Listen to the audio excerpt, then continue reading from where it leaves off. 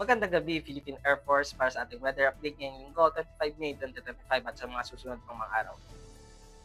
Para sa ating synoptic situation, easterlies o mainit na hangin galing sa dagat Pasipiko ang siyang nakakapekto pa rin dito sa Luzon. At ITCC naman o Intertropical Convergence Zone ang siyang nakakaapekto dito sa Palawan, Visayas at Mindanao. Para naman sa general area forecast para bukas, ang Calayan Island at Palawan ay makakaranas ng cloudy skies with scattered rains and thunderstorm.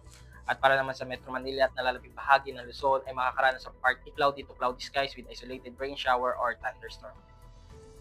Para naman sa Iloilo ay makakaranas ng cloudy skies with scattered rains and thunderstorm. At para sa Mactan at Acloban, pati na rin dito sa bahagi ng Mindanao, ay makakaranas ng partly cloudy to cloudy skies with isolated rain shower or thunderstorm. Para naman sa tatlong araw ng pagtataya dito sa Metro Manila magmula Martes hanggang Huwebes ay makakaranas ng partly cloudy to cloudy skies with isolated rain shower and thunderstorm. Pati na rin sa Cavite, Angeles at Lipa.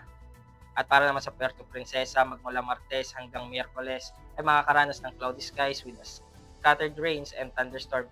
At pagdating ng Huwebes ay makakaranas ng partly cloudy to cloudy skies with isolated rain shower or thunderstorm. Pati na rin sa Kalayaan Island. Para sa Lapu-Lapu, Davao, at Zamboanga, magmula Martes hanggang Huwebes ay makakaranas ng partly cloudy to cloudy skies with isolated rain shower or thunderstorm. Para naman sa astronomical data, lulubog ang araw ng 18:20 at sisikat ng 05:26. For our moon illumination, we have 4% decreasing. Para manatiling updated at sa lagay at taya ng panahon, i-follow lang ang Air Force Weather Center sa aming mga official social media accounts.